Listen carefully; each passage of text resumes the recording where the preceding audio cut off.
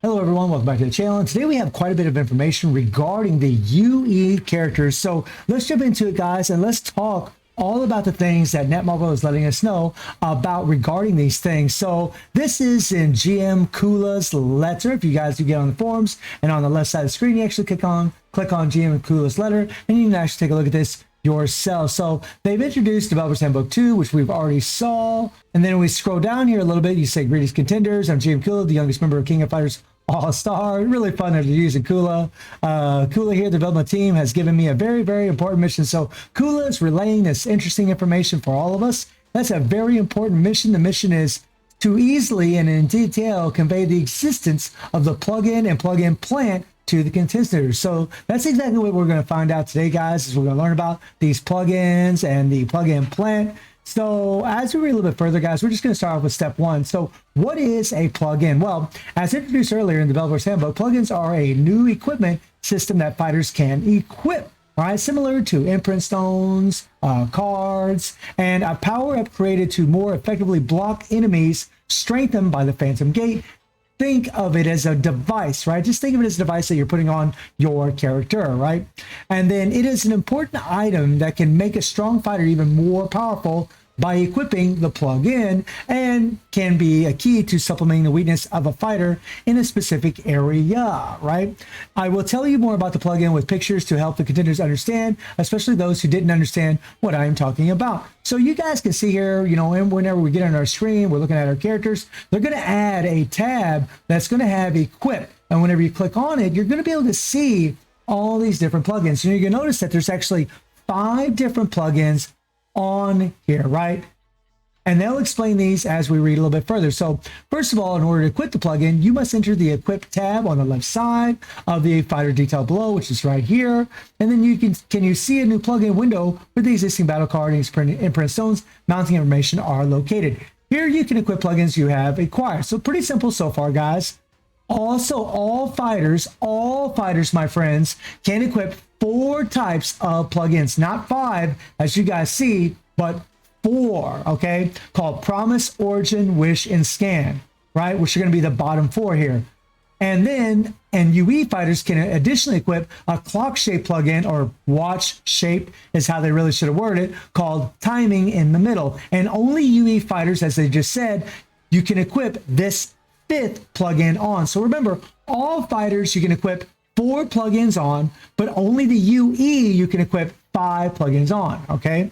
So as we take a look further here, you'll see that the watch is always on top. In addition, the overall stats information on the equipped plugin can be easily checked at once by clicking the magnifying glass icon at the top of the plugin equip tab, which is right here. This little icon right here, you can actually look at the stats of the plugin. And then you're going to get a screen like this. If you press the arrow icon at the bottom, you can easily compare the information of the currently equipped plugin with the stats of the plugin that is not equipped. So you can actually take a look right here and see some of the effects that these plugins actually offer. You can see, equipped to your increase to your phantom defenses, the decrease of stun by, a certain percentage, tier 2 core active skill 3 +1, and I believe that +1 means that your active skill 3 is just going to have a lot more damage. It's kind of like resonations and PGR.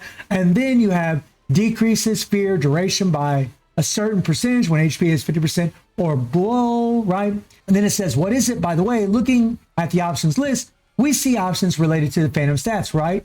When the plugin is equipped, fighters of other classes than UE, other than UE fighters, also have phantom stats, so they can deal the new content strengthened enemies more effectively. So, which is great, guys. You can use our old fighters according to what I'm reading here.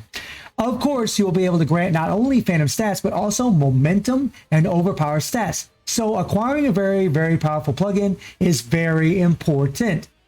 Step 2, characteristics and types of plugins. So when you acquire a powerful plugin, you need to be able to quickly grasp the information of the acquired plugin in order to immediately understand its place, right?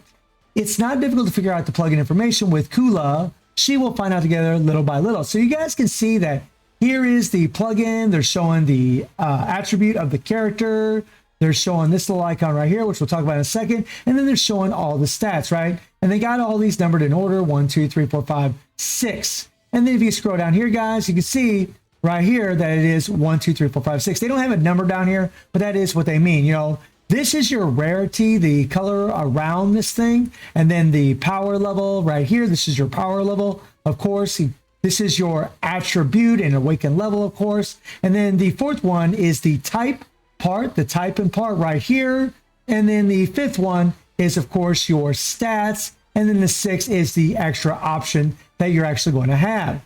Plugins come in rarities such as common, uncommon, rare, and epic. So you have 4 different type of rarities for each of these plugins. Common being the weakest, which is a bronze bordered, uncommon being the second weakest, which is silver, rare being the next, which is gold, and then epic, which is purple. So epic are always going to be the plugins that you're going to be searching out for. Of course, the higher the rarity, the greater number of additional options granted to the plugin, and the higher the chance of more powerful options appearing. So you guys can see right here, we have Awaken level 30 here. We have a bronze bordered plugin, and then we have a rare plugin. You can see the difference in power level, 136 and 140. You can see the difference in the buffs. So like for this bronze one here, we're getting, you know, a little bit of phantom defense.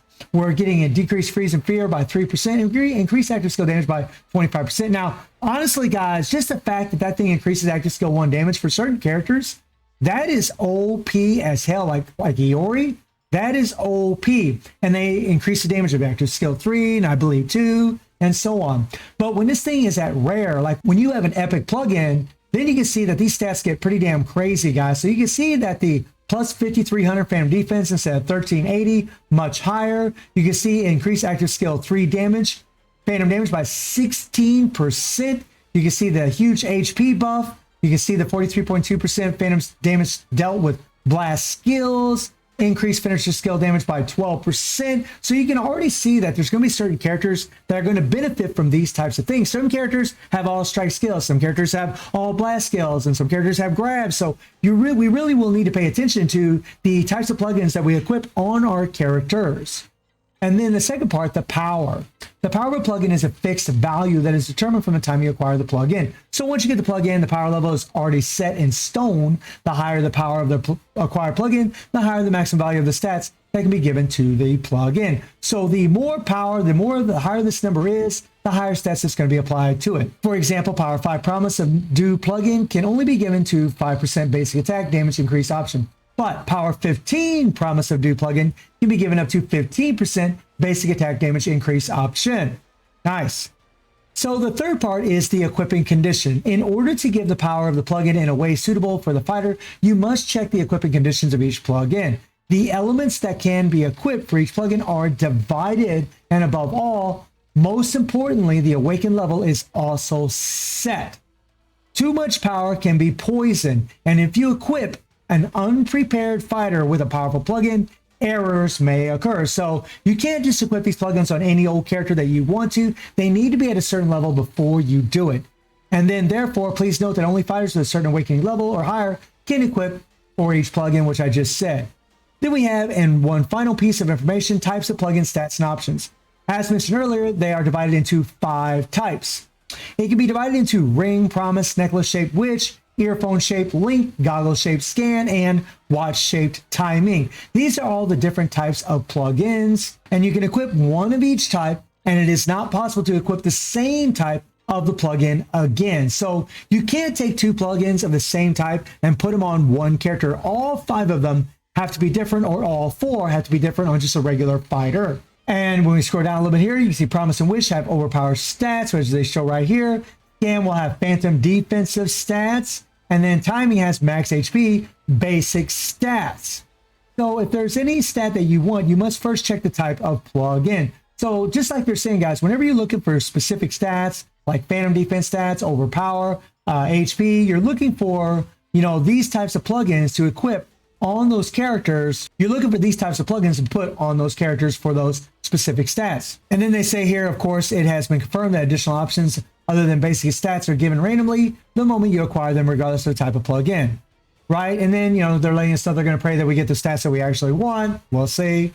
Step 3, how to acquire plugins. Now, this is pretty interesting, right? So plugin plan, a dungeon where you can acquire plugins can be played by entering the dungeon through the path below. So how to enter the plugin plan. you just will click on the Transcendent Dungeon right here, guys. Then you're going to click on Plugin Plant right here. And then we're going to jump into this little thing right here. Now, as you guys can see, there are different tiers here, and you can see a certain color attribute right at the top. And you can also see that we have 3 characters, and also know that Mukai is a purple defense, and that all purple fighters seem to be the only ones that are available for this particular game mode. And for different attributes, guys, you're going to have different colors. So there's going to be one for blue, there's going to be one for yellow, green, purple, and so on. So it's a structure where you can play through several stages like the Rush Dungeon, but the difference is that you can set the difficulty through tiers. So the higher tier, the more difficulty it's going to be. Every tier is going to have a certain amount of stages, and you can play on whatever tier your heart desires. Difficulty limits are set for each tier, so it will be a good idea to select the appropriate tier for each contender. Plants are divided by attribute, right? Which means, divided by purple, yellow, blue, and so on. So you can farm the plugin of the element you want in each elemental dungeon. So you can farm for the specific color character that you want in this game mode, which is nice. The higher the level, the higher the chance of rare and high power plugins appearing. So obviously we're going to move up in the tiers, or try to move up in the tiers, so we can get a better chance of getting those epic plugins, so we can get the most stats possible for our characters. Then it says step 4, how to use the plugins more effectively. Now I'm going to tell you about the last hack of the youngest GM Cool. Out to you. Plugins obtained from the plugin plant, right? I think I'm kind of scrolling up a little bit there. Sorry about that, guys. Plugins obtained from the plugin plant. If you acquire various plugins, there will definitely be plugins that you do not use. Plugins you no longer need can be cleaned up through the salvage system. So if you have spare plugins, you can actually salvage them, and this is actually a really good thing. But if it simply ends here, it wouldn't be a great tip, right? Right? Look at this. Through the item obtained by salvaging the plugin, it is possible to change one additional option, random, right? Albeit random, given to the existing plugin, or to create another plugin. So if you salvage a plugin, you can acquire various types of modules. So when you salvage a plugin, you're going to get materials called modules, which are these things right here. And if you collect this module item and press the option effect change button of the desired plugin, you can change the option randomly by using the module. So you can see here, guys, you can actually choose between a specific option for a specific stat that you actually want after salvaging a plugin that you don't care about. I really like that they added this. And also you can also salvage, get your modules and materials, and you can actually get mystery boxes that give you a chance of getting, whatever plugins like rare or epic or common or uncommon, whatever the case may be. I mean, there is going to be a lot of RNG in this, guys, probably similar to the stones that we have. But because we can actually farm for these things, we can actually come in here and farm, and we'll see if we have to use AP or not. I'm not really sure. I might have missed it if we do have to. That's pretty much the gist of it, guys. So you're going to be able to take any character, put 4 plugins on them. If they're a UE character, you can put 5 plugins in on them, and all the plugins are going to have a specific color on them. They're only going to work on a specific color character. So whenever a plugin has purple, you can equip them to a purple character. When a plugin has yellow, you can equip them to a yellow character, and so on and so on and so on, right? So you need specific plugins for a specific type of character. And then of course, each plugin has different rarities, 4 different rarities: common, uncommon, rare, and epic. So it looks pretty complicated, guys, but in all honesty, it really isn't. It really isn't as complicated as people think. You're just going to have to use specific plugins on a specific character. You have to make sure they're the right attribute. You can actually farm for the specific attribute that you want. And whether or not we got to use AP in here, I'm not really sure if we do or not. I would imagine that we actually do have to use AP, but I mean, if you've been playing this game for a while, you probably got an abundance of AP already as it sits. And then you get a little glimpse, guys, of the EX cores or Phantom Gate cores. As you guys can see, you actually see 2 different cores going off at the same time. So how do I feel about all this information that I'm reading? Well, I'm kind of like this, guys. I'm honestly kind of like this. The fact that we can farm for these things and buff up our characters is awesome. However, a big problem in Kofas is the fact that at this point, at the time of recording of this video, we really don't have any difficult content for the characters that we already have. We can pretty much destroy pretty much everything in the game. So if they give us content that has meaningful rewards where we need to use these plugins on these characters, which they've hinted they're actually going to do, then I could actually see this being a really good thing, because it adds a little bit more to leveling up our characters, a little bit more intuitive system, and I do like that. But again, guys, I'm really willing to give them the benefit of the doubt. We got a lot of great things coming in this update with all these new fighters, the Ruby refund. We got new content coming. I mean, this is huge. So it only makes sense to have all these changes coming to the game, but we're going to see how it all plays out, guys. So let me know how you're all feeling about this new system that we're going to be getting in King of Fighters All-Star. And I do stream on Twitch at 9 p.m. GW7 time. The link is in the description below. And I hope you enjoy the video. Thank you for watching. Y'all take care and have a good one. See everybody. Take care.